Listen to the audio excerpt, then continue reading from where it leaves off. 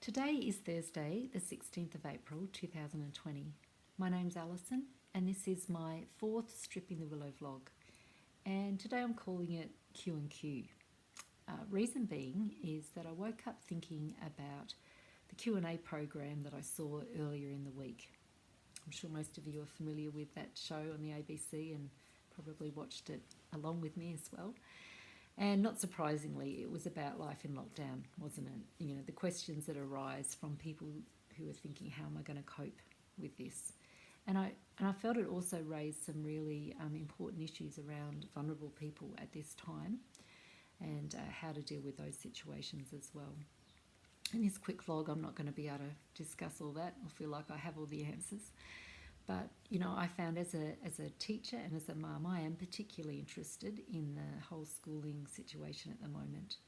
Although I don't currently have school-age kids, or I'm not currently teaching, I am really interested to be chatting to my teacher friends and my friends who are mums of school-age kids, just to hear how this all develops and progresses, how successful it is, the challenges, the fears, the wins in it all. Anyway, so I was really interested in the response given to a parent who put forward the question, is this going to be detrimental for their child's education to have these 2 months at home, because she was feeling that she wasn't qualified to teach well, that she perhaps wouldn't have the time and the capacity to do what the child would normally receive from being in formal school. And I liked the answer that the lady on the panel gave.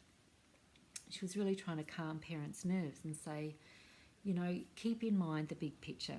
Keep in mind that this is only a couple of months of a child's life. And, while things may not be as thorough as possibly before, who knows? And maybe things might be missed. There's a chance for catch-up. But she was encouraging them to ask themselves the question, what really matters? And, while this time you can think about what the kids possibly might miss, it's also a unique time to think about what they can learn and what is important for the child at this point in time. And so, it was a great response in get back to the basics of what is really important for your child's life and what can you offer them during this time that possibly you won't ever be able to offer them again when they're back in school. So I'll probably add a little bit of my answer in there. But what I wanted to pick up on was that, she answered the question with another question. You fellow teachers out there would, I'm sure you'd agree with me that answering a question with another question when it's possible is a great way to get a child to get closer to the answer themselves rather than just have it handed to them. And, I was thinking about questions as well and just thinking, one question leads to another question, on the show, the whole issue around people in detention centres and how that's going to play out with the risks involved there with COVID-19. And, one answer might be, well, we need to let them all out of those detention centres. But that leads to another question, doesn't it? Well, where are they going to go? How's that going to be arranged and sorted safely in itself? So more questions come, hence my title, Q&Q. I also got to thinking about the whole concept of that show, Q&A. I quite like it, actually. I think it's a great idea. We've all got questions, we're all looking for answers. But I know I don't watch it all the time. It depends on whether the questions and the topics are something I'm interested in. And I know myself, I'm always interested to know who's on the panel. And I'm sure we're all the same. We've all got our own biases, our own opinions. And I think a lot of the time too, we're like, well, what if they had this person on there? I'm sure they'd answer differently. Or we're thinking, well, I know I do, think of other answers that could be given from people that aren't there. And watching the show, I quite enjoy it from a people watching perspective. Might sound a bit strange, but I love seeing people passionate about things. Even if it's something that I'm not passionate about, I enjoy seeing that passion, and it makes me ask the question, wonder why that person is so passionate. Where's that come from? What's their life been about?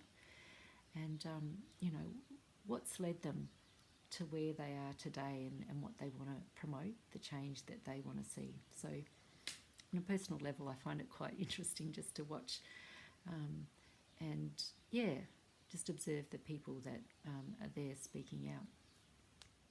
So I thought today, in this vlog, I'd put out the question to you. Where do you go to find the answers in life that you're looking for?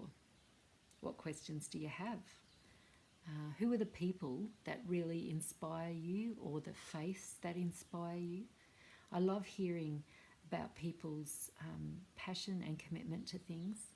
So, as you know, mine is I go to the Bible. I go to my beliefs to answer those questions. And but I'm interested.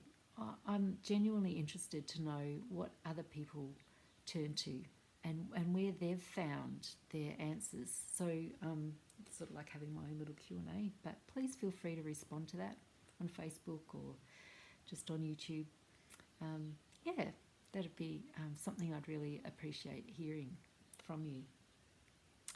But on that note, I just want to say I can't help but give a plug to Jesus again, because as I said, he's my hero and he's the person I look to for inspiration and guidance in life. And he was known to be a great teacher, and what I love about his teaching too is he did just what I was saying before. He often answered a question with another question or a story. He was a great teacher. Crowds followed him because he had the ability to teach so well and to get his message across well. And